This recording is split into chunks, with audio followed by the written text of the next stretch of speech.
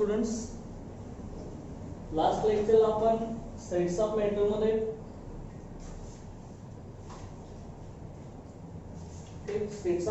आपण लास्ट लेक्चरमध्ये deviation from ideal behaviour ते आपण बघितलं आहे.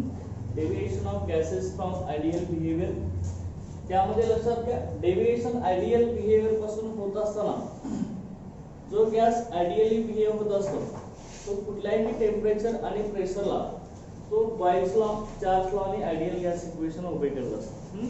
आणि तो गॅस डेव्हिएट कधी होत असतो आयडियल बिहेवियर पासून लो टेम्परेचर आणि हाय प्रेशरला. ओके, तो गॅस हा आयडियल बिहेवियर पासून डेव्हिएट होत असतो.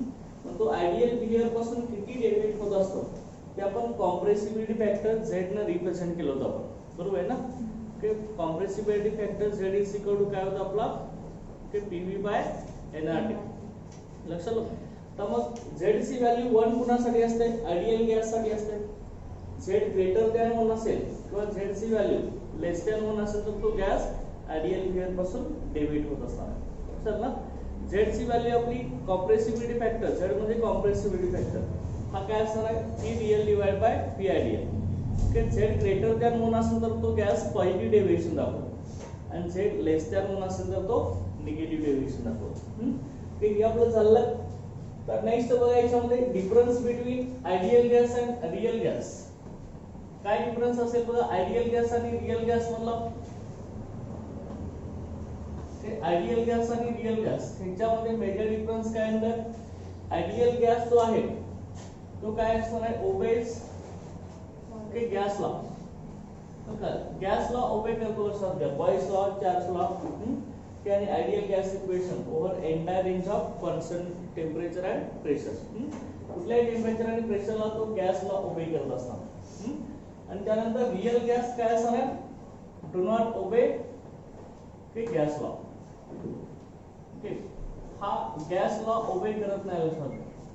ओके, कुठल्याही टेम्परेचर आणि प्रेशरला रियल गॅस हा okay ideal gas equation obey करत नाही. Okay, do not obey gas law.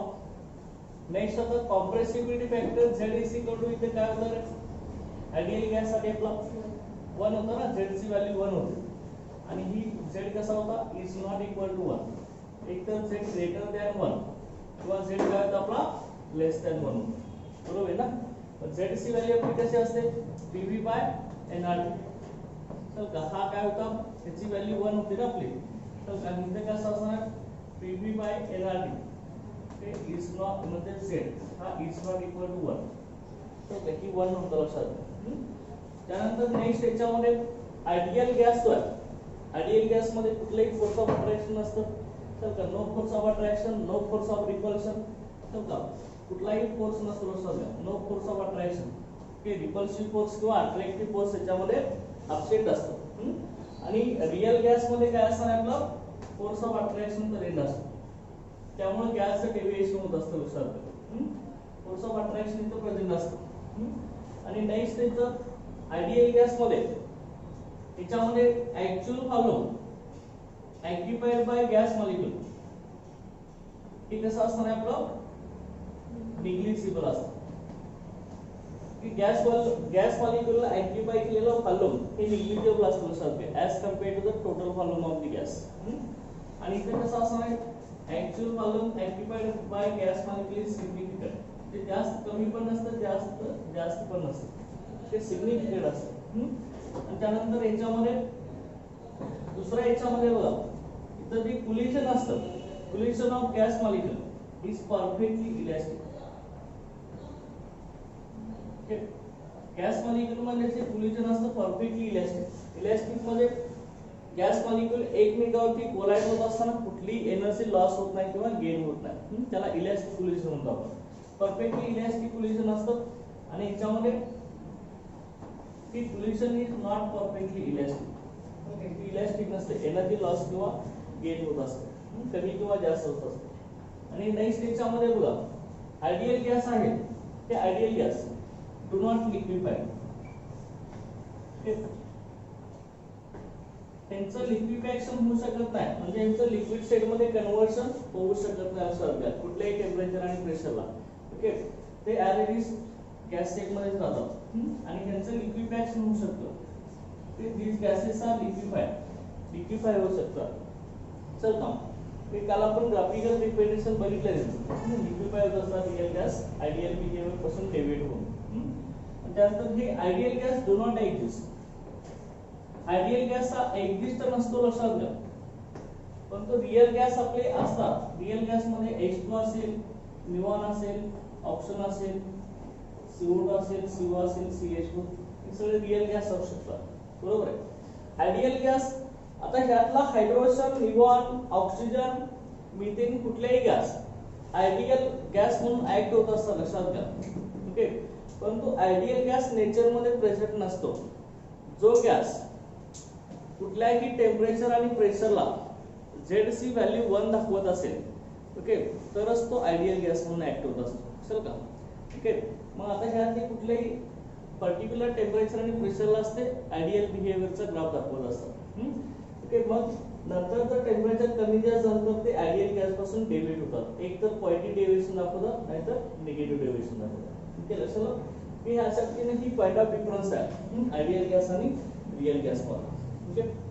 तर त्यानंतर नेक्स्ट आपल्याला इथं स्टडी करायचं that is the liquefaction of gases and critical constant. Liquefaction of gases and critical constant.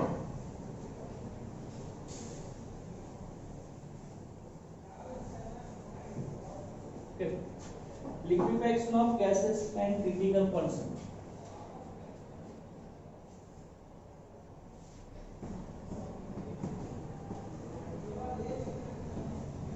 Okay, liquefaction of gases and critical constant.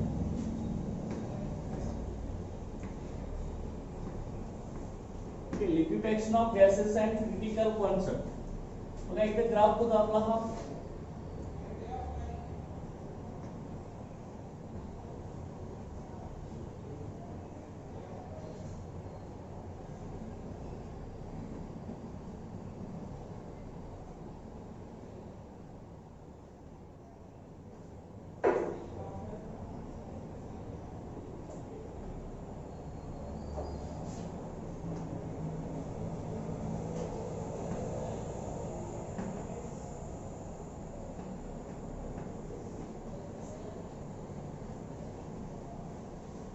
ह्या साइडला pressure असणार आहे.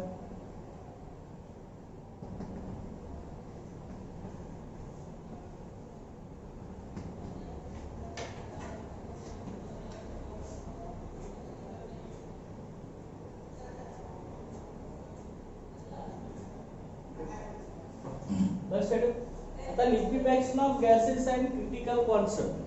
तर गॅसचं लिक्विफॅक्शन कधी होत असतं, म्हणजे लिक्विफॅक्शन मध्ये काय गॅसचं कन्व्हर्शन लिक्विड स्टेट मध्ये कधी होत असतं ते आपल्याला बघायचं. त्याला लिक्विफॅक्शन ऑफ गॅस असं म्हणायचं. अँड क्रिटिकल कॉन्स्टंट, इथे क्रिटिकल कॉन्स्टंट कुठले आहेत आपले TC, त्यानंतर इथं असणार आहे तो TC आणि इथं TC. ओके. समजा की TC मध्ये क्रिटिकल प्रेशर, TC मध्ये क्रिटिकल टेम्परेचर आणि PC मध्ये क्रिटिकल व्हॉल्यूम असणार. ओके. हे कधी असते आपल्याला बघायचं. आता इथं लक्षात घ्यायचं हा जो आपण लिक्विफॅक्शन ऑफ गॅस कुणासाठी दाखवला, लिक्विफॅक्शन ऑफ कार्बन डायऑक्साइड CO2 ते आयसोथर्मल्स ऍट व्हेरियस टेम्परेचर. आयसोथर्मल्स काय, आयसो म्हणजे सेम, थर्म म्हणजे टेम्परेचर. टेम्परेचर कॉन्स्टंट असताना हे सगळे ग्राफ आपण काढले नसावे. चल का आयसोथर्म ऍट व्हेरियस टेम्परेचर. चल का हे टेम्परेचरचे ग्राफ आहेत सगळे. कसं असणार बघा लक्षात घ्यायच्यामध्ये. आता हा जो कार्बन डायऑक्साइड गॅस आहे, ओके, तो सुरुवातीला जो ग्राफ दाखवणार आहे तो हा जो ग्राफचा नेचर आहे ते आपल्या कुठल्या लॉचा आहे सांगा. असा ग्राफ कुठल्या लॉचा आहे तो आपला, कुठला ग्राफ आहे, कुठल्या लॉचा ग्राफ आहे बघा. आपले लॉज कुठले आहेत, Boyle's law, Charles law, okay, त्यानंतर अवोगॅड्रोस लॉ, गेल-लुसाइस लॉ, सगळ्याचे ग्राफ आपण पडलेत की नाही. आता हे जे नेचर आहे हे असं नेचर आपलं कुठल्या लॉचं येतं, बॉयल्स लॉचं ना. बॉयल्स लॉचं नेचर कसं आहे आपलं पॅराबोलिक आहे की नाही. ओके पॅराबोलिक नेचर आपलं बॉयस लॉ साठी लक्षात घ्या pressure inversely proportional to volume आहे बॉयस लॉ साठी पॅराबोलिक नेचर आहे आता मग हा जो CO2 गॅस आहे हा 50 डिग्री सेल्सिअस टेम्परेचरला बॉयस लॉचा कर्व दाखवत असतो लक्षात बॉयस लॉचा कर्व म्हणजे पॅराबोलिक कर्व दाखवत असतो असं आणि जसं लक्षात घ्या इथं आपलं प्रेशर आता ह्या साईडला इथं वाढणार आहे आणि फॉलोम ह्या साईडला असणार आहे मग आता टेम्परेचर कमी झालं लक्षात घ्या आता ह्या टेम्परेचरला आपण टेम्परेचर डिक्रीज केलंय आणि प्रेशर पण आपलं कमी झालं लक्षात घ्या ओके टेम्परेचर ओके इकडे आपलं कमी झालंय आणि प्रेशर पण आपलं कमी झालं मग लक्षात घ्या एक स्टेज अशी येणार आहे त्या टेम्परेचरला काय होत असतं प्रेशर आपलं काय झालं इथे कमी झालं लक्षात घ्या प्रेशर त्या टेम्परेचरला गॅस कन्व्हर्शन हे आपलं लिक्विड स्टेट मध्ये व्हायला स्टार्ट होणार तर काय एक स्टेज आपली इथं 30.98 डिग्री सेल्सिअस टेम्परेचर आहे त्या टेम्परेचरला कार्बन डायऑक्साइड गॅस कन्व्हर्शन इथं लिक्विड स्टेट मध्ये व्हायला स्टार्ट होणार तर का लिक्विड स्टेट मध्ये व्हायला स्टार्ट होणार आणि त्यावेळी असणारं जे प्रेशर आहे ते क्रिटिकल प्रेशर आणि त्यावेळी कार्बन डायऑक्साइड गॅस असणारं व्हॉल्यूम असणार ते क्रिटिकल व्हॉल्यूम आहे ओके आता लक्षात घ्यायचं आहे यामध्ये बघा दुसरा ओके इथं सुरुवातीला आपण बॉइल्ड टेम्परेचर काय बघा बॉइल्ड टेम्परेचर तर बॉइल्ड टेम्परेचर म्हणजे काय बघा boiled temperature the temperature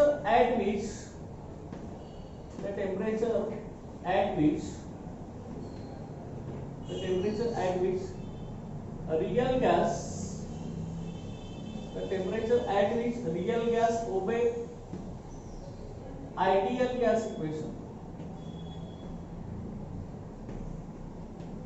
okay listen the temperature at which real gas obey ideal gas equation over appreciable pressure range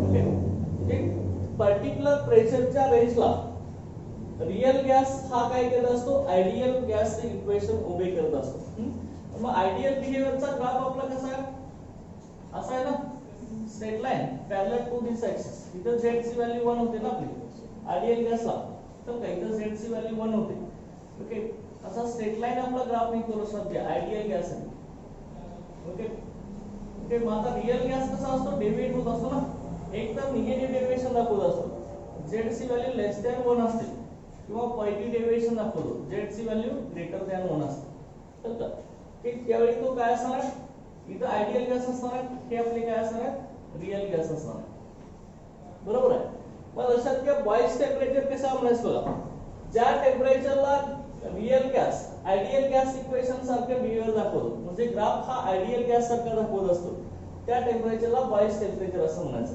आता ही ग्राफचं नेचर आपलं असं आहे ना ब्राइटनेस हे आपलं ग्राफचं नेचर समजा निगेटिव्ह डेव्हिएशन आहे आपलं सर इथं असं हे निगेटिव्ह डेव्हिएशन आहे ओके मग आता लक्षात घ्या इकडे आपला प्रेशर असतो किंवा z ची व्हॅल्यू कॉम्प्रेसिबिलिटी फॅक्टर z आहे ओके इकडे आपलं व्हॉल्यूम आहे चल का तर इथे कसं होणार आहे बघा जसं आपण प्रेशर कमी करणार तसं आपलं व्हॉल्यूम काय होणार आहे इन्क्रीज होत जाणार आहे ना आता प्रेशर जसं कमी होईल त्यावेळी काय होणार आहे बघा प्रेशर जसं कमी होणार आहे तसं ग्राफचं नेचर असं वरती होणार गॅसचं कॉम्प्रेशन कमी होणार ना जेवढं प्रेशर कमी होणार तेवढा गॅस कॉम्प्रेस होण्याचं की क्वांटिटी कमी होत जाणार आहे मग आणि व्हॉल्यूम वाढत जाणार आहे एक ठराविक रेंज अशी येणार आहे हा ग्राफ आपल्याला स्ट्रेट लाईन असा दाखवणार तर का सुरुवातीला असं असणार परत हा असा होणार परत असा होणार आणि नंतर असं स्ट्रेट लाईन दाखवणार चल का आणि त्यावेळी काय ते टेम्परेचर असणार आहे ना गॅसचं चल का त्यावेळी गॅसचं काहीतरी टेम्परेचर असणार आहे त्या टेम्परेचरला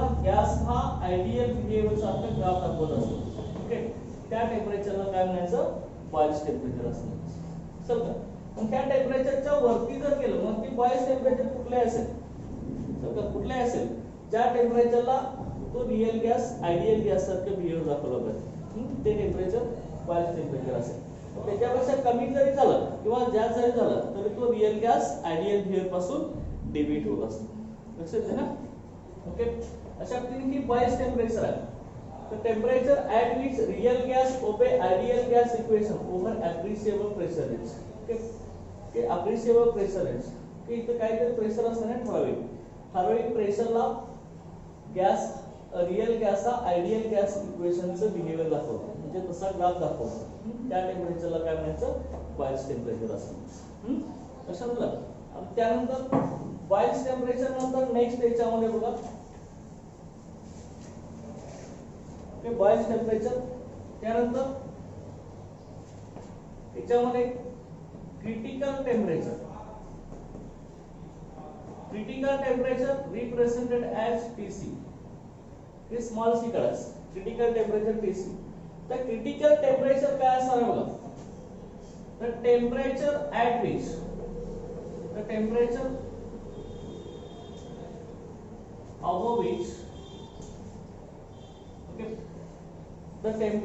above which gas cannot be liquefied. Okay, ज्या टेम्परेचरच्या वरती गॅसचं लिक्विफिकेशन होऊ शकत नाही. Okay, the temperature above which gas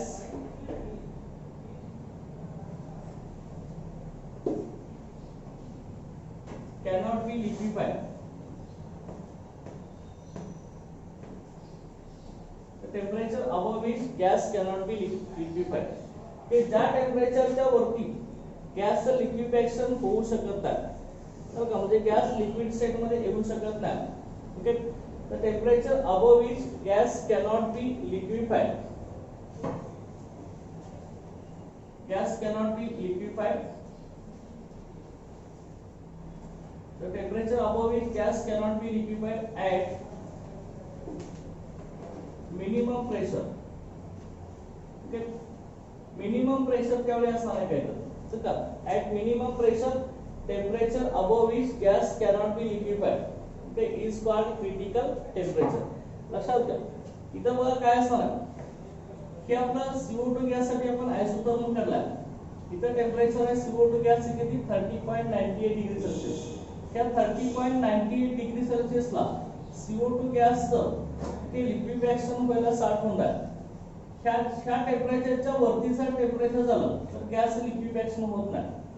30.98 च्या वरती असेल टेम्परेचर तर त्यावेळी गॅस लिक्विफिकेशन होऊ शकत नाही. की ह्याच्यापेक्षा कमी टेम्परेचर आलं तरच gas conversion okay liquid state मध्ये व्हायला स्टार्ट होणार. चल का ही टेम्परेचर असणार ती क्रिटिकल टेम्परेचर असणार. Temperature above which gas cannot be liquefied at minimum pressure. चल का त्यावेळी असणार प्रेशर असणार. at this pressure is called critical temperature. आणि त्यानंतर नेक्स्ट याच्यामध्ये बघा क्रिटिकल प्रेशर. क्रिटिकल प्रेशर तर क्रिटिकल प्रेशर आपण PC असं रिप्रेझेंट करत असतो. Critical pressure PC. तर हे कसं असणार आहे बघा, minimum pressure at critical temperature in which liquefaction of gas starts. Okay, the minimum pressure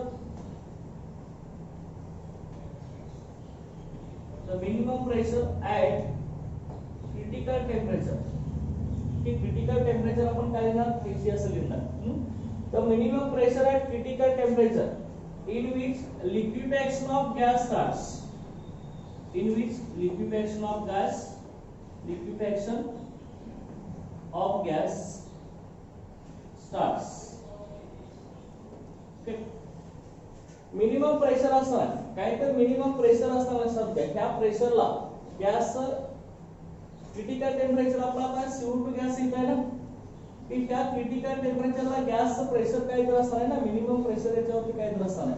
okay, minimum pressure at critical temperature okay at which liquefaction of gas starts. Okay, sir ह्या टेम्परेचरला गॅसचं काहीतरी pressure असणार आहे. Critical टेम्परेचरला गॅसचं काहीतरी pressure असणार आहे.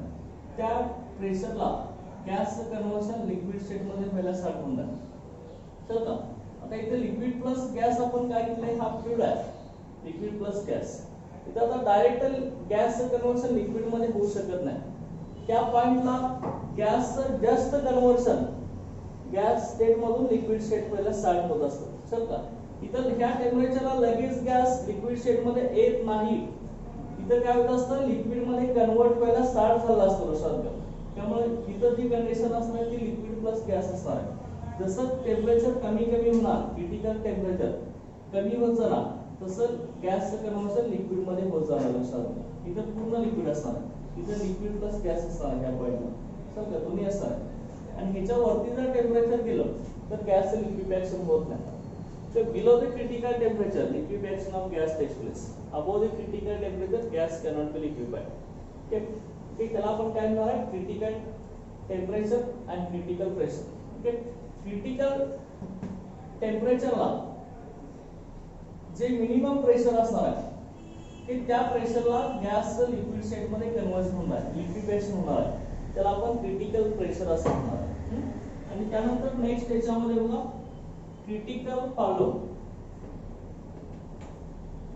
Critical follow त्याला आपण टीसी असं म्हणतो. Critical follow TC.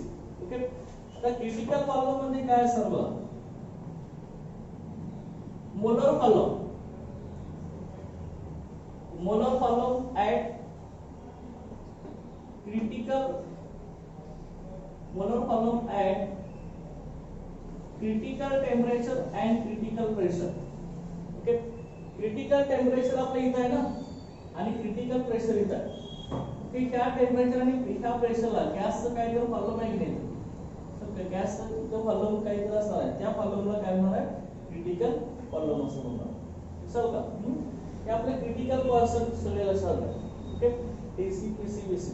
तर बायस टेम्परेचर आपण याचा म्हणणार आहे. आता इथं कार्बन डायऑक्साइड गॅस लिक्विफिकेशन आपण दाखवलंय. सुरुवातीला कार्बन डायऑक्साइड गॅस हा आपला काय दाखवणार? बॉयस लॉचा कर्व दाखवणार आहे. पॅराबोलिक. जसं टेम्परेचर कमी होणार तसं काय होणार बघा, एका ठराविक टेम्परेचरला गॅस काय होणार आहे?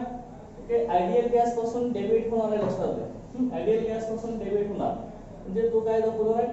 कॉम्प्रेशन दाखवणार आहे. गॅस कॉम्प्रेस होणार आहे की त्याचं गॅस मॉलिक्यूल एकमेकांच्या जवळ येतात आणि फोर्स ऑफ अट्रॅक्शन डेव्हलप होतो आणि त्यांचं कन्व्हर्शन लिक्विड स्टेट मध्ये व्हायला स्टार्ट होत असतं. आता मग इथं हा जो कर्व आहे तो बॉयल्स लॉ पासून डेव्हिएट होतो. लक्षात घ्या, त्यावेळी तो गॅस रियल गॅस म्हणून ऍक्ट व्हायला स्टार्ट होतो. रियल गॅस म्हणून ऍक्ट होत असताना एक ठराविक टेम्परेचर असेल नाही, त्या टेम्परेचरला गॅसचं जस्ट कन्व्हर्शन लिक्विड स्टेट मध्ये व्हायला स्टार्ट होत असतं. ते टेम्परेचर आपलं क्रिटिकल टेम्परेचर. त्या टेम्परेचरच्या वरती जर गेलं तर गॅस लिक्विफिकेशन होत नाही. त्या क्रिटिकल टेम्परेचरच्या बिलो जर आलो तर गॅस ते लिक्विड मध्ये कन्वर्ट व्हायला स्टार्ट होणार. त्याला आपण क्रिटिकल टेम्परेचर असं म्हणणार आहे. The temperature above which gas cannot be liquefied, okay, at this pressure, okay, is cannot be liquefied, okay, at this pressure किंवा at minimum pressure, okay, त्याला आपण काय म्हणणार आहे? Critical temperature. आणि critical pressure PC, minimum pressure at critical temperature in which liquification of gas starts. Okay, लक्षात आहे ना हे पीसी वीसी टीसी. ते मोलर क्रिटिकल फॉलोम कसं असणार आहे? Molar volume at critical temperature and pressure. Critical temperature आणि प्रेशरला गॅस काही तो फॉलोम असणार आहे. त्या फॉलोमला काय म्हणणार आपण? Critical volume. आता इथं गॅस इथं कन्वर्ट व्हायला आहे म्हणजे लगेच त्याचं कन्व्हर्शन लिक्विड स्टेट मध्ये होणार नाही. ते सुरुवातीला कन्वर्ट व्हायला स्टार्ट झाला गॅसचं कन्व्हर्शन लिक्विड मध्ये, त्यावेळी गॅसचं काहीतरी फॉलोम असणार, त्या फॉलोमला आपण क्रिटिकल फॉलोम असं म्हणणार.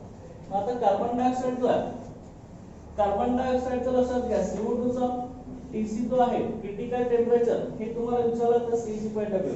Critical temperature carbon dioxide gas हे 30.98 डिग्री सेल्सिअस आहे. सो काय इथं ओके, म्हणजे स्केल केल्विन मध्ये 304.13 केल्विन असं होत असतं.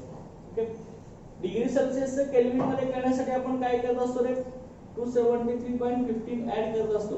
फॉर्म्युला आपला degree Kelvin is equal to 273.15 plus T degree Celsius. Okay, ही एवढी व्हॅल्यू होती.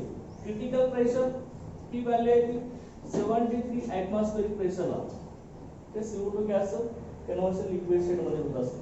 आणि क्रिटिकल फॉलोम जे आहे ते 0.094 DMU ते एवढं ह्याचं CO2 गॅसचं क्रिटिकल फॉलोम असतं. समजा ठीक आहे, लक्षात ठेवा सर. ते समजलं सगळ्यांना liquefaction of gas and critical person. Okay, लक्षात ठेवा सर.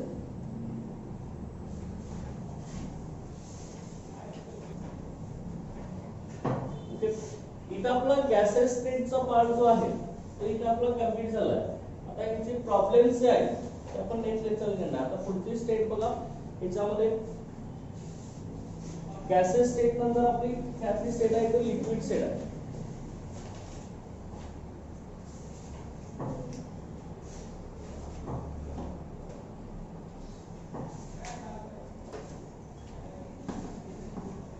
Liquid state. आता लिक्विड स्टेटचं तुम्हाला ऑलरेडी कॅरेक्टरिस्टिक्स माहित आहे. लिक्विड स्टेट मध्ये मॉलिक्युल्स कसे असतात, लूजली अरेंज असतात. की force of attraction as compared to solid कसं असतं, वीक असतं. त्यानंतर लिक्विड मॉलिक्युल्स जे आहेत ती कॅरेक्टरिस्टिक प्रॉपर्टी ह्या दाखवत असतात. त्याच्यामध्ये पेपर प्रेशर दाखवतं, सरफेस टेन्शन आणि विस्कोसिटी. या तीन कॅरेक्टरिस्टिक प्रॉपर्टीज आपण इथं स्टडी करणार आहोत लिक्विड स्टेटच्या. पहिले याच्यामधले जे आहे ते आपलं पेपर प्रेशर. Paper pressure. तर पेपर प्रेशर कसं असणार आहे पेपर प्रेशर. आता पेपर प्रेशर म्हणजे काय बघा, the pressure exerted by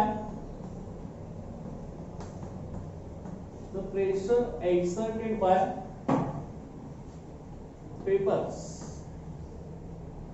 The pressure exerted by papers on the surface of liquid. Okay. The pressure exerted by papers on the surface of liquid. The pressure exerted by papers on the surface of liquid at equilibrium.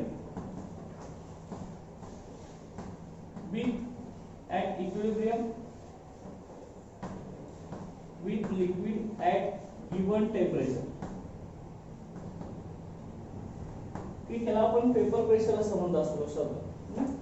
Pressure exerted by papers on the surface of liquid at equilibrium with liquid at given temperature. लक्षात आहे, एखाद्या ठराविक टेम्परेचरला इथं आपण आता त्या beaker मध्ये असं वॉटर आपण घेतला असेल, H2 लिक्विड इथे घेतला असेल असं का, इथे H2 लिक्विड आहे. ओके, तर हा काय होणार आहे बघा, एका ठराविक टेम्परेचरला त्या लिक्विडचं कन्व्हर्शन इथे गॅसेस स्टेट मध्ये पहिला स्टार्ट होणार ना. आणि हा कंटेनर आपण क्लोज केला असेल असं, त्याच्यामध्ये लिक्विड घेऊन आपण कंटेनर क्लोज केला, आपण इथे हीटिंग करायला. मग एक ठराविक टेम्परेचर असेल ना, त्या टेम्परेचरला त्या लिक्विड बॉईल होणार आहे आणि बॉईल झाल्यावरती याचं कन्व्हर्जन गॅसेस स्टेट मध्ये पहिला स्टार्ट होणार. तर का, आणि मग जो एम्प्टी स्पेस आहे तो पूर्ण ऑक्युपाय झाल्यानंतर ही गॅस मॉलिक्युल्स इथं सॅच्युरेट होणार आणि ही सॅच्युरेट झालेली गॅस मॉलिक्युल्स परत काय करणार, त्या गॅसवर त्या लिक्विडच्या सरफेसवरती प्रेशर एक्सर्ट करायला पाहिजे. चल का, ही लिक्विड मॉलिक्युल्स गॅसेस स्टेट मध्ये जाणार, गॅसेस स्टेट मध्ये गेल्यानंतर पूर्ण हा फ्री स्पेस सॅच्युरेट करणार आणि परत ही गॅस मॉलिक्युल्स किंवा पेपर्स आहेत ही परत त्या लिक्विड वरती लिक्विडच्या सरफेस वरती प्रेशर एक्सर्ट करणार. ते प्रेशर ते एक्सर्ट होणार आहे. ओके, त्या प्रेशरला आपण काय म्हणणार आहे, पेपर प्रेशर. की त्या पेपरचं प्रेशर ह्याच्यावरती येणार ना लिक्विडच्या सरफेस वरती. परत हे लिक्विड मॉलिक्युलचं कंडेन्सेशन होणार आहे आणि त्याचं कन्व्हर्जन लिक्विड स्टेट मध्ये होणार आहे. आता with liquid at given temperature का म्हणलेलं लक्षात, इथे इक्विलिब्रियम अराइज होत असतो. लक्षात घ्या, इथे थोडा ठराविक टाइम नंतर इक्विलिब्रियम अराइज होत असतो. लिक्विडचं कन्व्हर्जन गॅस स्टेट मध्ये आणि गॅसेसचं परत लिक्विड स्टेट मध्ये कन्व्हर्ट होण्याचा रेट इक्वल होत असतो. त्यावेळी इक्विलिब्रियम अराइज होत असतो. लक्षात घ्या, ऍट दिस टेम्परेचर त्यालाच आपण काय म्हणणार आहे, पेपर प्रेशर.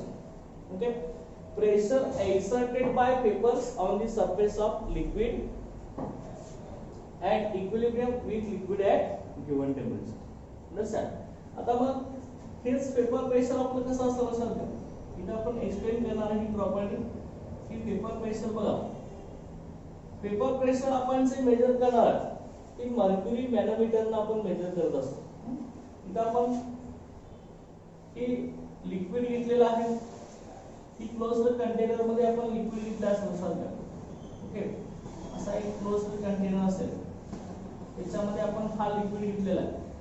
तर लक्षात घ्या की लिक्विड मॉलिक्युल्स काय होणार आहेत बघा, लिक्विडचे मॉलिक्युल्स एका ठराविक टेम्परेचरला त्या लिक्विडचं कन्व्हर्शन पेपर स्टेट मध्ये पहिला 60 होणार असे पेपर 60 होणार सर का पेपर स्टेट मध्ये पहिला हे 60 होणार आणि मग ही पेपर मॉलिक्युल्स काय करणार आहेत लिक्विडच्या वरती जो एम्प्टी स्पेस आहे ते ऍक्टिफाय करायला स्टार्ट करणार आहेत मग एक स्टेट अशी येणार आहे लिक्विडच्या वरती असताना जो एम्प्टी स्पेस आहे हा टोटली ह्या पेपर मॉलिक्युल्स कडून ऍक्टिफाय केला जाणार मग त्यानंतर ही पेपर मॉलिक्युल्स ह्या लिक्विडच्या सरफेस वरती प्रेशर एक्सर्ट करत असतात मग प्रेशर एक्सर्ट करत असताना जे लिक्विड सरफेसच्या जवळ पेपर मॉलिक्युल्स आहेत ते पेपर मॉलिक्युल्स ह्या लिक्विड वरती काय करत असतात लिक्विड वरती स्ट्राइक होतात आणि परत त्यांचं कन्वर्शन लिक्विड स्टेट मध्ये होत असतं तसं का आपण काय म्हटलं बघा ज्यावेळी लिक्विड आपण एखाद्या क्लोज्ड कंटेनर मध्ये घेणार आहे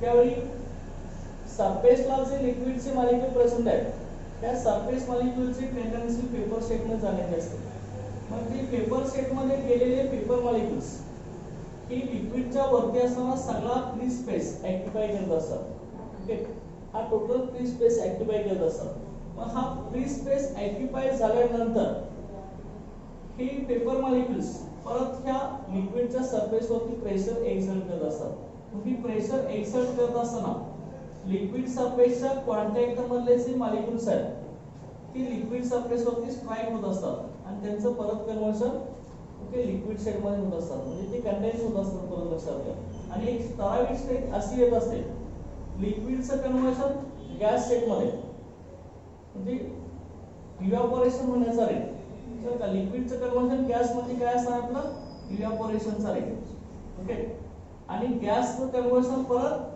लिक्विड स्टेट मध्ये त्याला आपण काय म्हणणार आहे condensation okay rate of condensation आणि रेट ऑफ इव्हॅपोरेशनचा रेट इक्वल होणार आहे चल का ओके इव्हॅपोरेशनचा रेट आणि कंडेन्सेशनचा रेट इक्वल होणार आहे तिसरी कंडिशन आहे त्याला आपण काय म्हणणार आहे पेपर प्रेशर असं म्हणणार चल का त्याला आपण पेपर प्रेशर म्हणणार आहे at this situation pressure exerted by papers on the surface of liquid is called paper pressure.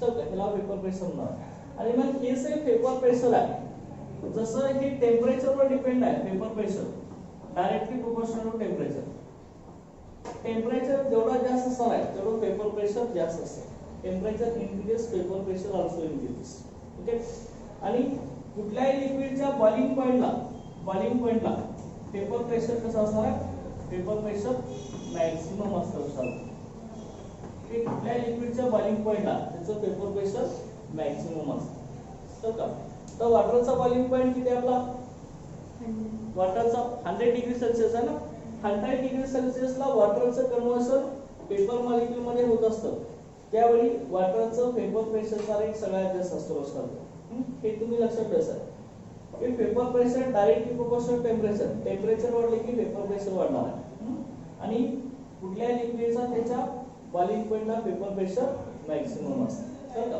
Paper pressure of liquid is maximum at this boiling points okay okay लक्षात ठेवा आणि त्याच्यानंतर नेक्स्ट आता आपण characteristic property याच्यामध्ये बनणार आहे liquid स्टेटची ती आहे आपली सपरेशन पेपर प्रेशर क्लियर झालं याच्यात काय डाऊट आहे का पेपर प्रेशर मध्ये ओके लक्षात आहे ना ओके तर त्यानंतर बघा next the characteristic property of liquid state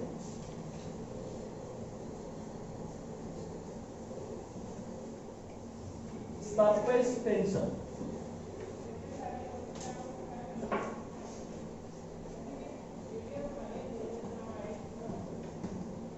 surface tension the surface tension काय असतो बघा surface tension the force acting per unit length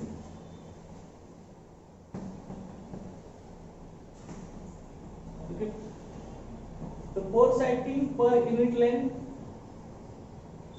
perpendicular to the line drawn on the surface of liquid perpendicular to the line drawn on the surface of liquid okay ह्यालाच आपण सरपेटेन्शन असं म्हणत असतो. Okay, बघा आपण काय म्हटलं, surface tension force acting per unit length perpendicular to the line drawn on the surface of liquid. दिसलं का? ओके, ही लिक्विडच्या सरफेस वरती ओके ऍक्ट होणारा जो फोर्स आहे त्याला आपण सरपेटेन्शन असं म्हणत असतो. आता मग हा सरपेटेन्शन तुम्हाला ऑलरेडी माहित आहे. बघा आपण एक ग्लास मध्ये वॉटर जर घेतला असेल ग्लास मध्ये ओके, ते वॉटर असं डायरेक्ट असं नसतं सर, लक्षात घ्या. ह्याची लेवल अशी स्ट्रेट नसते, चल का, ती ऑलवेज असं स्ट्रेचेबल असते, चल का, हे अशा फॉर्म मध्ये असतं, लक्षात घ्या. चल का, कुठल्याही वॉटर तुम्ही बघा कंटेनर मध्ये घेतले, चल का, की असं असतं, असं स्ट्रेट नसतो, लक्षात घ्या. चल का, हे असं स्ट्रेचेबल असतं, लक्षात घ्या. त्याला सरपेटेन्शन म्हणायचं. चल का, ही लेवल वॉटरची ही अशी का असते ते आपण आता बनवणार आहे. हे सरपेटेन्शन असते. आता काय होतं लक्षात घ्या, force acting per unit length perpendicular to the line drawn on the surface. आता एखादा लिक्विड असेल, हा लिक्विड आहे, ठीक, त्याच्या सरफेस वरती आपण एक लाईन ड्रॉ केली असेल, लक्षात घ्या, ही आपली लाईन असेल, तर ह्या लाईन वरती फोर्स ऍक्ट होणार आहे. ओके, असा इथं फोर्स ऍक्ट होणार आहे. हा ऍक्ट होणारा फोर्स कसा असणार आहे आपला, परपेंडिक्युलर असणार आहे, ठीक का. इथं आपण लिक्विडच्या सरफेस वरती कुठेही एखादी आपण लाईन ड्रॉ केली असेल की त्या लाईन वरती फोर्स ऍक्ट होणार आहे, तो परपेंडिक्युलर असा ऍक्ट होणार आहे. ओके, ज्याला आपण सरपेटेन्शन असं म्हणणार. Force acting per unit length. पर युनिट लेंथ म्हणजे काय की 1 सेंटीमीटर असेल, 1 मीटर असेल, किती असेल ना, ते त्याच्यावरती ऍक्ट होणारा फोर्स असणार आहे, तो परपेंडिक्युलर असणार असणार. ओके, त्याला आपण ओके सरपेटेन्शन असं म्हणणार आहे. आता हे सरपेटेन्शन कसं असतं बघा, आपण इथे एक्सप्लेन करणार आहे.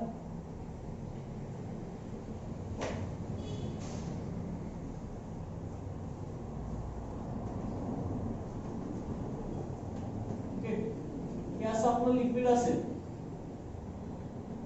हे लक्षात, हे अशा पद्धतीने आपलं लिक्विड आहे. आता त्या लिक्विड मधला मॉलिक्यूल आपण घेऊया. आता एक मॉलिक्यूल आपला इथं प्रेझेंट असेल असा, बरोबर की नाही, इथे समजा मॉलिक्यूल प्रेझेंट असला,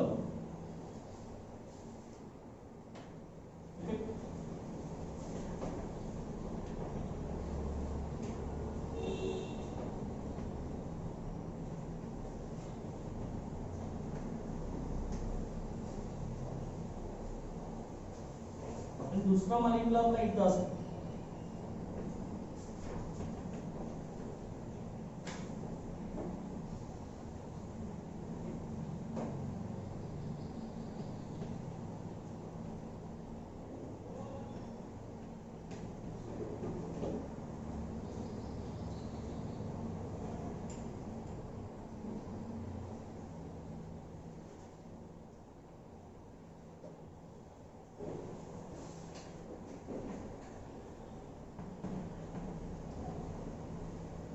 molecules in the bulk, इथं असणार आहे तो बॅलन्स्ड फोर्स असणार आहे. ओके, बल्क मध्ये जो मॉलिक्यूल आहे त्याच्यामध्ये बॅलन्स्ड फोर्स असणार आहे. आणि इथं जो मॉलिक्यूल आहे, molecules at the surface, surface वरती जो मॉलिक्यूल आहे पाहिजे,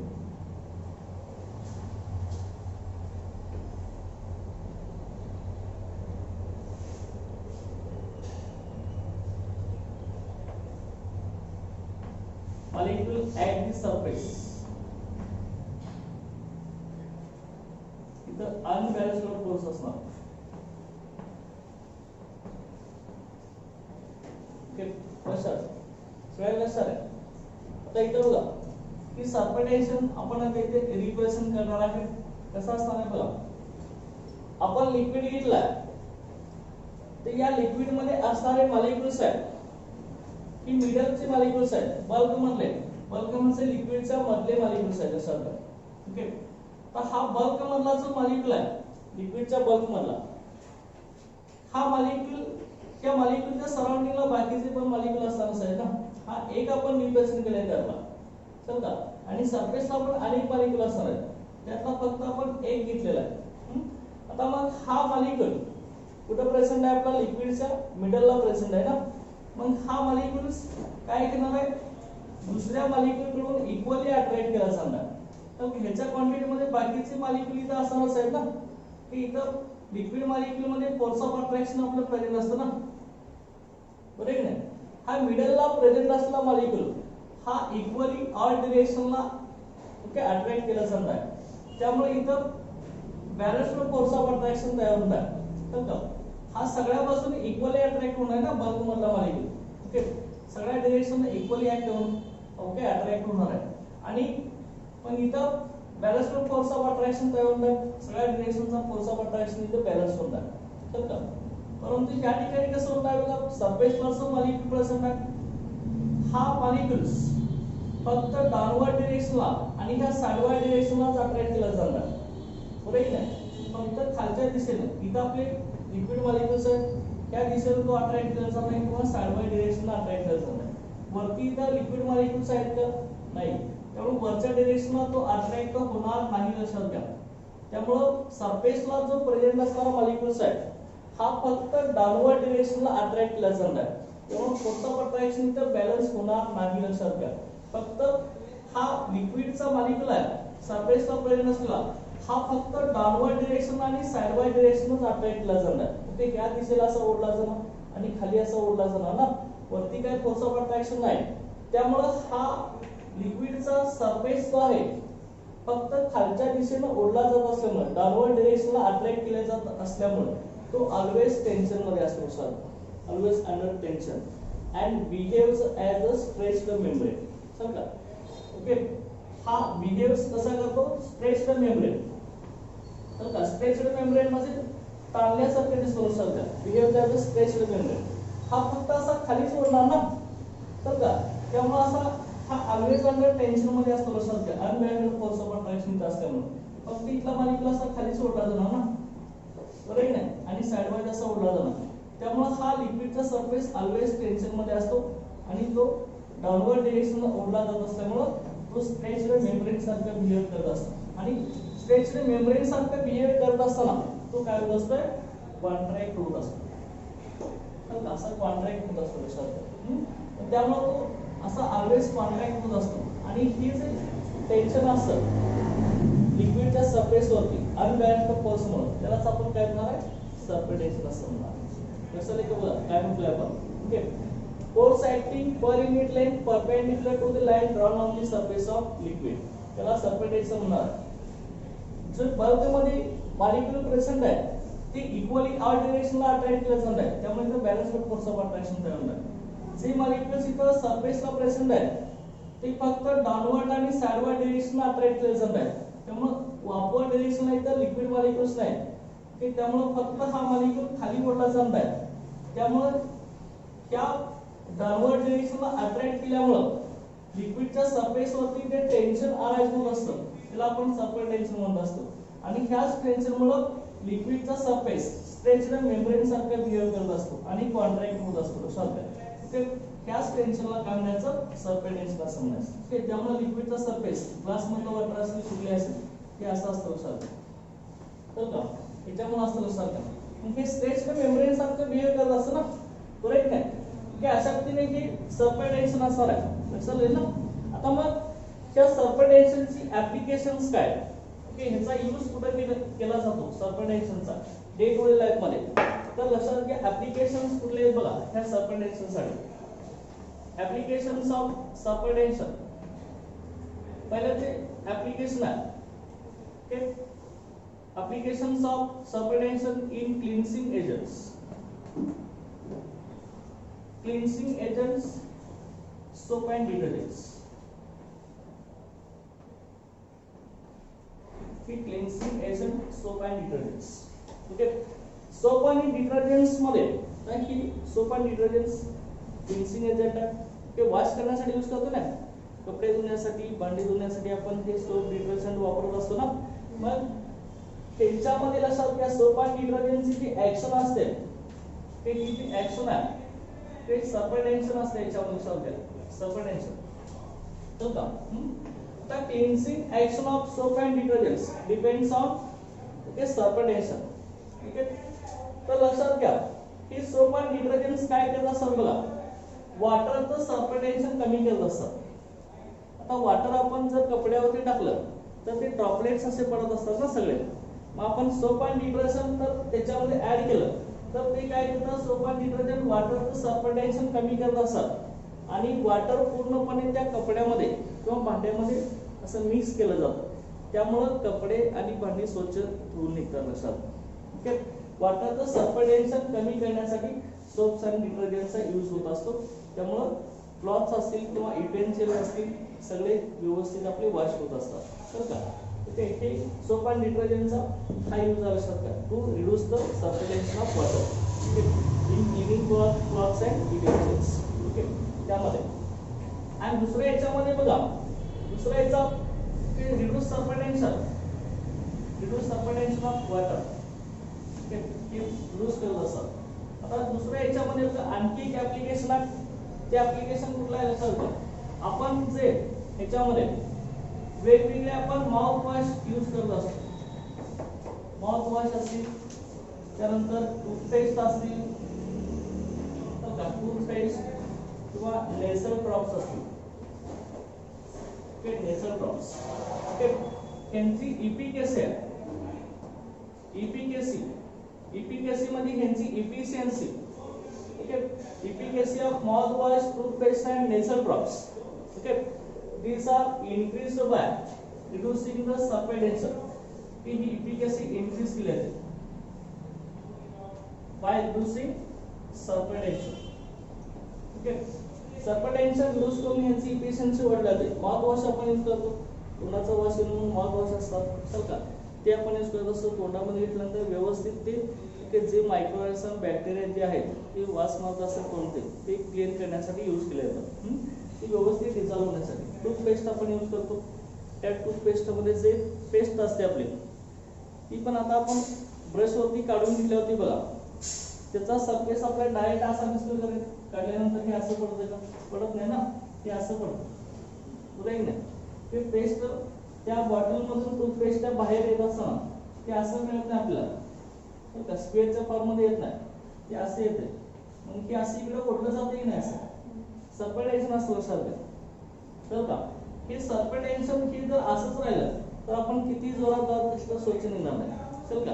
त्यामुळं ते सरफेस कमी करून बरोबर आपले जी टूथ्स आहेत त्यांना क्लीन करण्यासाठी ओके त्यांची इफिकेसी इन्क्रीज केली जाते सरफेस कमी करून. सरफेस कमी केलं जातं. नेसल ड्रॉप्स आहेत, नेसल ड्रॉप्स म्हणजे आपण जे ड्रॉप्स घेत असतो लक्षात घ्या, नाकामध्ये घालायचे असेल की डोळ्यामध्ये घालायचे जे ड्रॉप्स आहेत. आता ती ड्रॉप्स आपले खाली पडत असतात ना, की आपले नाकामध्ये घालायचे ड्रॉप्स असतील, डोळ्यामध्ये घालायचे ड्रॉप आय ड्रॉप्स असतील, ते ड्रॉप्स लक्षात घ्या असे ड्रॉप्स पडत असतात ना. ते ड्रॉप्स पडत असताना ह्यांच्यावरती सरफेस नसतं, कुठलाही ड्रॉप असा नसतो लक्षात घ्या, स्क्वेअर मध्ये नसतो, तो असा होत असतो. का असा होत असतो तर त्या सेंटरचा जो मॉलिक्यूल असतो, मिडलचा मॉलिक्यूल, तो सगळीकडे इक्वली अट्रॅक्ट केला जातो ना, आणि जो सरफेसला जो आहे तो खालीच ओढला जातो. मग इथला पण असा खालीच ओढणार, तर हा पण खाली ओढणार, हा पण खाली ओढणार, हा पण खाली ओढणार. सगळ्या साइडचे सरफेस मॉलिक्यूल असं आतमध्ये ओढल्यानंतर त्या लिक्विड ड्रॉपलेटचा शेप असा स्फेरिकल होत असतो, लक्षात का. त्यामुळे तो असं स्क्वेअर फॉर्म नसतो. रेन वॉटर खाली पडत असतं, असं स्क्वेअरच्या फॉर्म मध्ये असतात का ड्रॉपलेट, नाही ना, ऑलवेज स्फेरिकल फॉर्म मध्ये ड्रॉपलेट असतात लक्षात. असे ड्रॉपलेट्स असतात ना. तर spherical shape of droplets okay is due to the surface. Okay, ते सरफेस मध्ये ओके ड्रॉपलेट्स हे स्फेरिकल फॉर्म मध्ये असतात लक्षात घ्या ना. ओके, आता मग त्यांची सरफेस रिड्यूस करून इफिकेसी म्हणजे इफिशियन्सी वाढवली जात असते लक्षात. हे ऍप्लिकेशन आहे. आणि दुसऱ्या याच्यामध्ये आता आपण काय सांगितलं, लिक्विडचा जो सरफेस आहे त्याच्यात ते मॉलिक्यूल फक्त डाउनवर्ड आणि साइडवर्ड डायरेक्शन अट्रॅक्ट केले जात असल्यामुळे लिक्विडच्या सरफेस वरती ते टेन्शन अप्लाय होत असतं. त्यामुळे तो मेम्ब्रेन कसा असतो, स्ट्रेच्ड असतो, स्ट्रेच्ड मेम्ब्रेन असतो आणि खाली कॉन्ट्रॅक्ट होत असतो तो असा. ओके, स्ट्रेच्ड मेम्ब्रेन ताणल्यासारखं दिसतं असं लक्षात घ्या.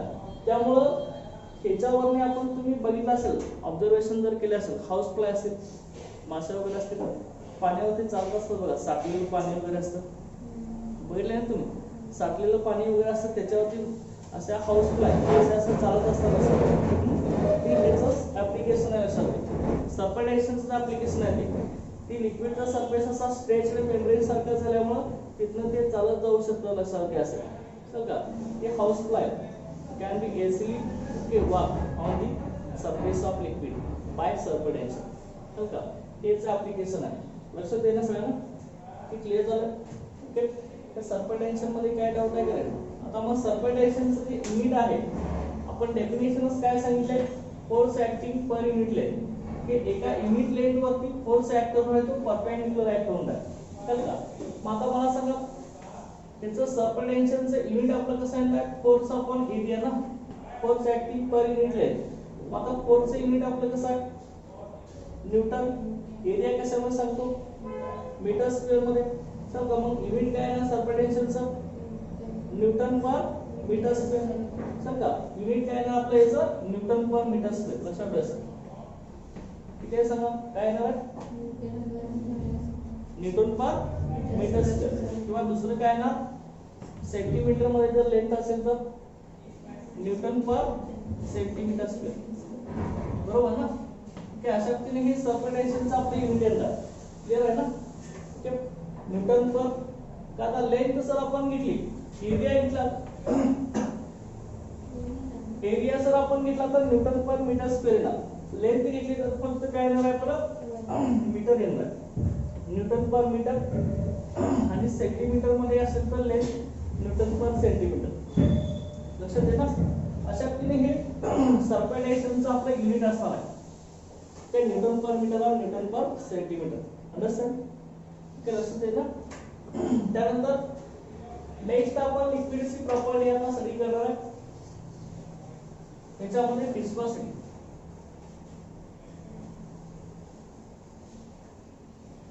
Viscosity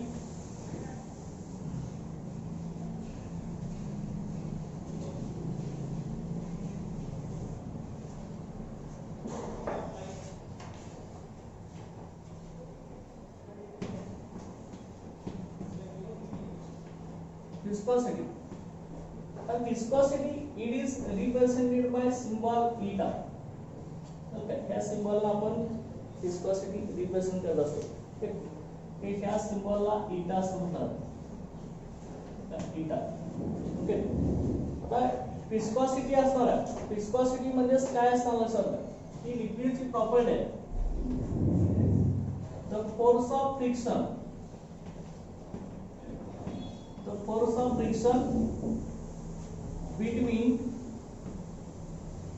the force of friction between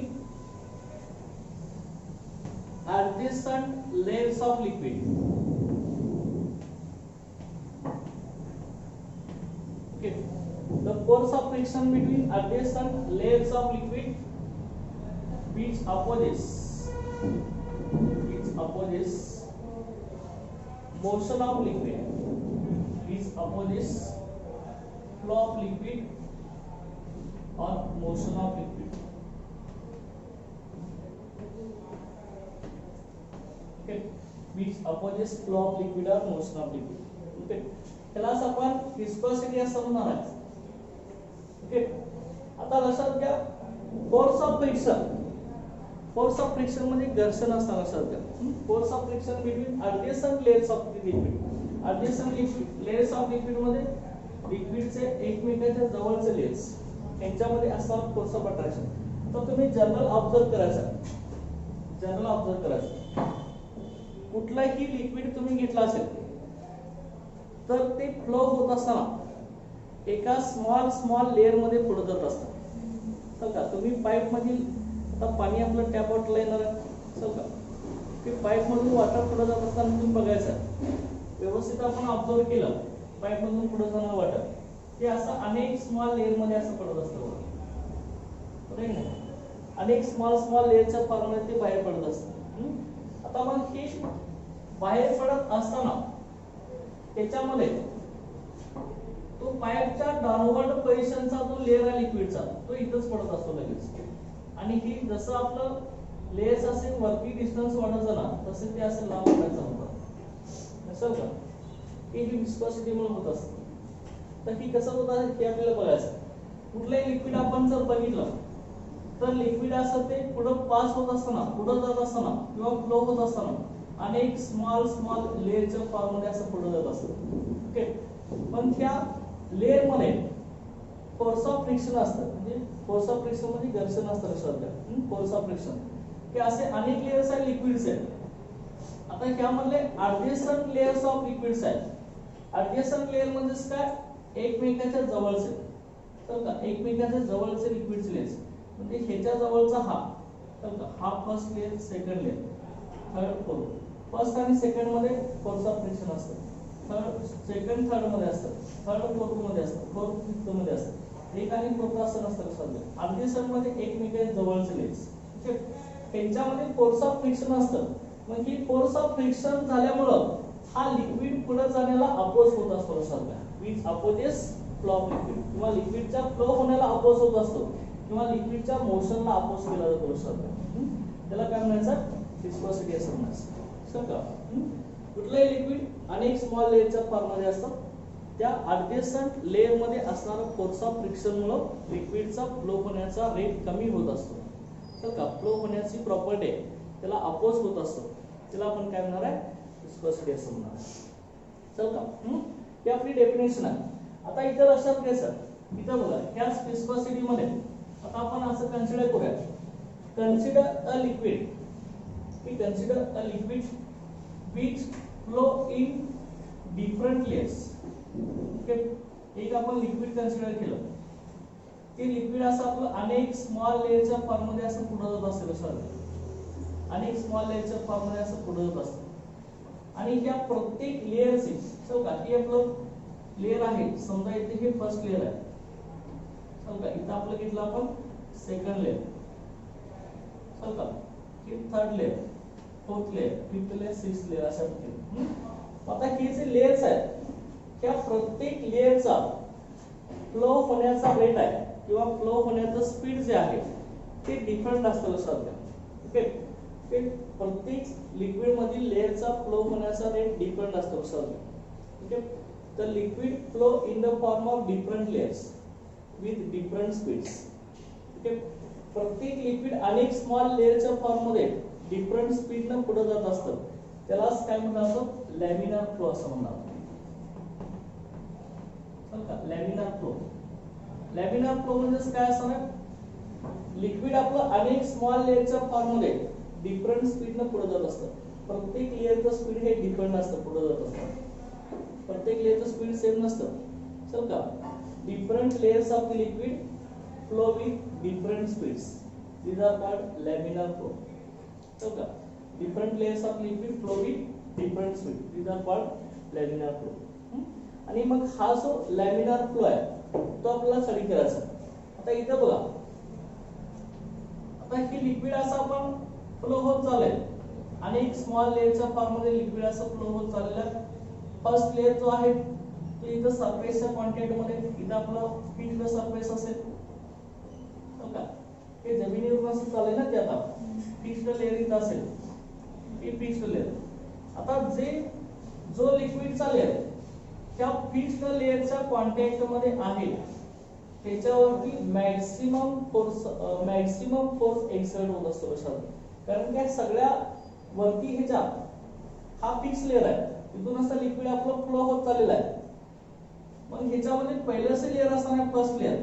त्या फर्स्ट लेयर वरती त्या सगळ्या लिक्विडच्या लेयरचा फोर्स याच्यावरती पडणार, प्रेशर याच्यावरती पडणार आहे ना सगळं. आणि हा फर्स्ट लेयर हा फिक्स्ड लेयरच्या कॉन्टॅक्ट मध्ये असल्यामुळे इथला लेयर पुढे जाताना सगळ्यात जास्त फोर्स ऑफ फ्रिक्शन असणार. तर काय, इथला हे फिक्स्ड लेयर जमिनीवरून चाललंय, पहिला लेयर आहे. ओके, तर ही आपली लँड, जमीन, आणि ही आपलं वॉटरचा पहिला लेयर, त्यांच्यामध्ये फोर्स ऑफ फ्रिक्शन सगळ्यात जास्त असतो. त्यामुळे काय होत असतं, सगळ्यात खालचा लेयर आहे, फर्स्ट जो लेयर आहे, लोअर लेयर, त्याच्यामध्ये फोर्स ऑफ फ्रिक्शन सगळ्यात जास्त असतं. त्यामुळे त्याचं स्पीड सगळ्यात कमी असते. कुठल्या लिक्विड तुम्ही पुढे जात असताना बघा, असं आपला फिक्स्ड लेयर असेल तर ते लिक्विड असं फ्लो होतं. तर का पाठीमागचं लेयर पुढचं असं पुढे पडत असतात, वरची लेयर पुढे असतात, ते पाठीमागचे कमी असतात. ते अशा फॉर्ममध्येच पुढे जाते ना, ते पुढे नाही. ते पावसाचं पाणी पण बघा इथं अशा फॉर्ममध्येच पुढे जात असते ना, बरोबर ना. ओके, आता फिक्स्ड लेअरचा क्वांटिटी मध्ये जे लेअर आहे त्याच्यामध्ये मॅक्सिमम फोर्स ऑफ फ्रिक्शन याच्यावरती असणार sir, maximum force of friction इथे असणार आहे. त्यामुळे फर्स्ट लेअरचं स्पीड सगळ्यात कमी असतं. तर का इथं स्पीड सगळ्यात कमी, इथं स्पीड समजा आपण p असं म्हणू. तर का जसं फर्स्ट लेअर पासून ओके फिक्स्ड लेअर पासून त्या फिक्स्ड लेअर वरती जो पहिला लेअर आहे त्याचं स्पीड सगळ्यात कमी असतं, ते आपण p असं म्हणूया. आणि मग फिक्स्ड लेअर पासून लेयर्स असे वाढत चालले आपले, की फर्स्ट लेअर झालं, की third layer, fourth layer, fifth layer, sixth layer असं. जसं फिक्स्ड लेअर पासून फिक्स्ड सरफेस पासून असाल तर त्या फिक्स्ड सरफेस पासून जसं लेयर्स वाढत जाणार, लेयरचं डिस्टन्स वाढत जाणार, तसं काय होणार आहे, फोर्स ऑफ फ्रिक्शन कमी होत जाणार. फिक्स्ड सरफेसच्या क्वांटिटी मध्ये जे लेयर्स आहे लिक्विडचं त्याच्यावरती मॅक्सिमम फोर्स ऑफ फ्रिक्शन असतं. ओके फोर्स ऑफ फ्रिक्शन सगळ्यात जास्त असतं सरफेस, त्यामुळे त्याचा स्पीड सगळ्यात कमी. सेकंड लेअर आलं त्याच्यामध्ये फोर्स ऑफ फ्रिक्शन कमी असतं. फोर्स ऑफ फ्रिक्शन कमी असल्यामुळे त्याची व्हेलॉसिटी कशी असणार आहे, जास्त असणार. जेवढं घर्षण कमी तेवढं व्हेलॉसिटी जास्त असणार की नाही. फोर्स ऑफ फ्रिक्शन जेवढं कमी तेवढं लिक्विडचा लेअरचा फ्लो होण्याचा रेट जास्त असणार. त्यामुळे ह्याचं स्पीड सेकंड लेअरचं स्मॉल क्वांटिटी मध्ये वाढणार आहे, dv असं. dv मध्ये स्मॉल इन्क्रीज इन व्हेलॉसिटी. तर का ती आपली व्हेलॉसिटी आहे. पहिल्या लेअरची व्हेलॉसिटी v असेल, दुसऱ्या लेअरची व्हेलॉसिटी फोर्स ऑफ फ्रिक्शन कमी झाल्यामुळे इन्क्रीज होणार आहे ना, जे ही काय असणार आहे p प्लस dv असणार आहे, ते इन्क्रीज इन व्हॉल्यूम. थर्ड लेअरची काय असणार आहे, p प्लस 2dv असणार आहे. ओके त्यानंतर फोर्थ लेअरची काय असणार आहे, p प्लस 3dv असणार आहे, प्लस फिफ्थ लेअरची p प्लस 4dv असणार आहे. चल का अशा पद्धतीने फिक्स्ड सरफेस पासून जसं अपर लेअरचं डिस्टन्स वाढत जाणार आहे, वरच्या लेअरांचं डिस्टन्स वाढत जाणार आहे, तसं फोर्स ऑफ फ्रिक्शन कमी होणार आणि फोर्स ऑफ फ्रिक्शन कमी होणार, त्यामुळे त्या लेअरचा फ्लो होण्याचा रेट वाढणार आहे, म्हणजे त्या लेअरची व्हेलॉसिटी इन्क्रीज होत जाणार आहे. चल का त्यामुळे लक्षात घ्या, व्हेलॉसिटी जशी इन्क्रीज होणार ओके तसा तो लिक्विड फास्ट मूव्ह होत जाणार. ओके फास्ट मूव्ह होत जाणार लक्षात घ्या. त्यालाच आपण व्हिस्कोसिटी असं म्हणत असतो. आता मग हे ग्लास हे एक्झाम्पल आहे लक्षात घ्या. ग्लास तर आपण घेतला असेल, ग्लास हे ग्लास हे आपलं सुपर कूल्ड लिक्विड आहे लक्षात घ्या.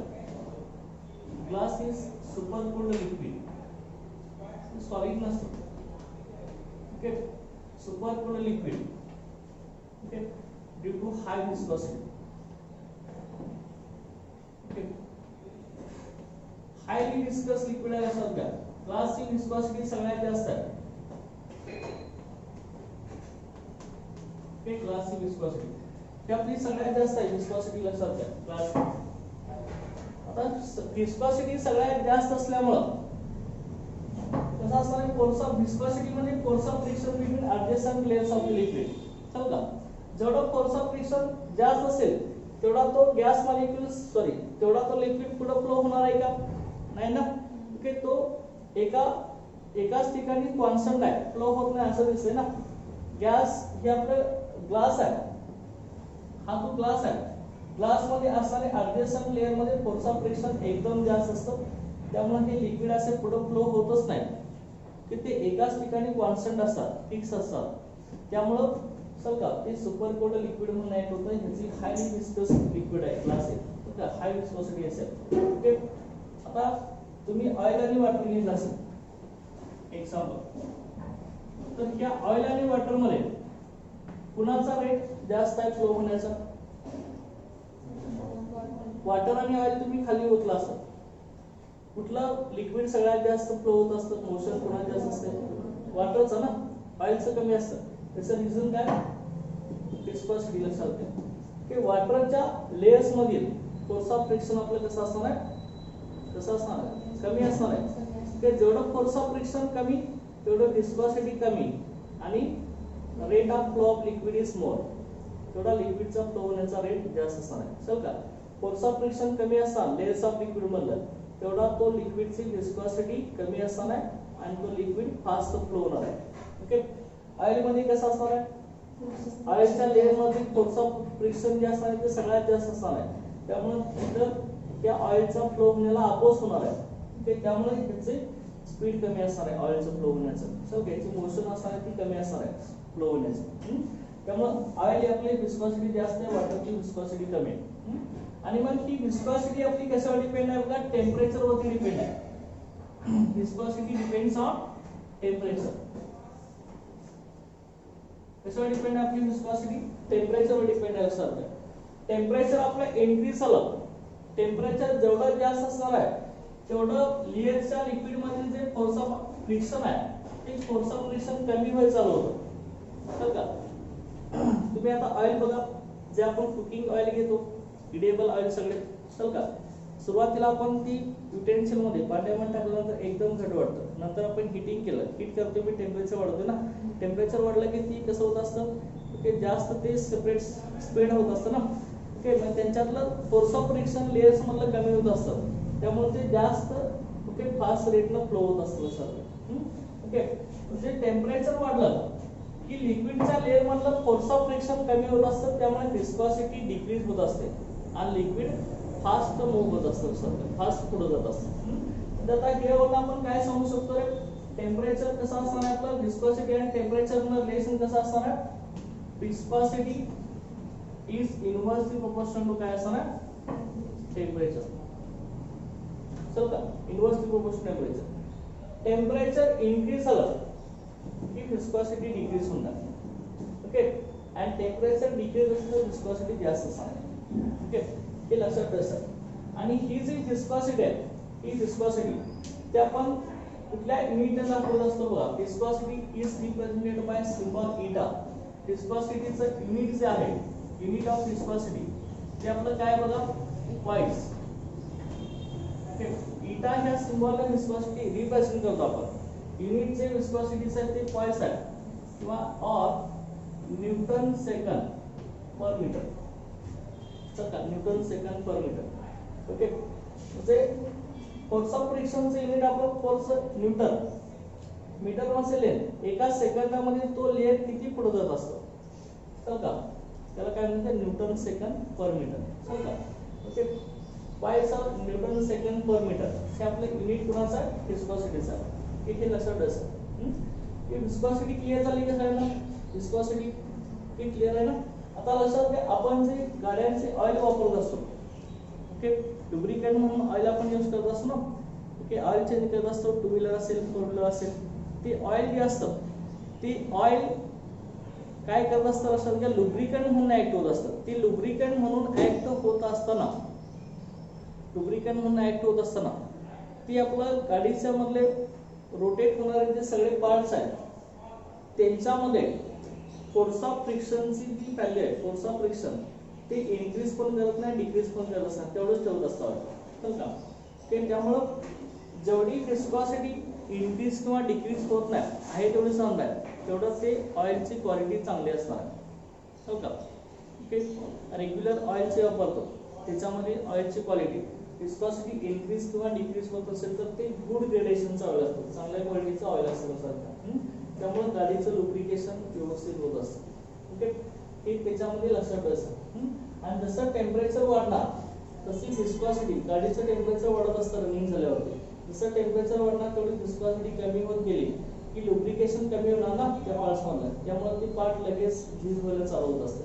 त्यामुळे टेम्परेचर कमी झालं किंवा जास्त झालं, विस्कॉसिटी कमी होईल नये, विस्कॉसिटी आहे तेवढीच राहिली पाहिजे. विस्कॉसिटी इन्क्रीज डिक्रीज होत नसेल तर त्या गाडीच्या पार्ट मधील फोर्स ऑफ फ्रिक्शन जी असणार आहे ती होणार नाही जास्त, त्यामुळे ते पार्ट जास्त दिवस चालणार आहे, चल का. त्यामुळे एका ठराविक टाइम नंतर ऑइलची पिरियड पण संपणार आहे. 3-4 महिन्यात आपण ऑइल चेंज करत असतो गाड्यांच्या, लक्षात घ्या, ओके. ते लुब्रिकेशन व्यवस्थित राहण्यासाठी ओके आपण ऑइलची यूज करत असतो, लक्षात आहे ना. विस्कॉसिटी क्लिअर आहे? विस्कॉसिटी मध्ये काय डाऊट आहे का? काय सांगितले आपण बघा, force of friction between adjacent layers of the liquid which opposes the flow of liquid, त्याला आपण फोर्स विस्कॉसिटी म्हणणार आहे. जे लिक्विड आपलं एखाद्या स्मॉल लेयर्सच्या फॉर्म मध्ये पुढे जात असतं, ओके. त्या लेयर्स मध्ये फोर्स ऑफ फ्रिक्शन असतं.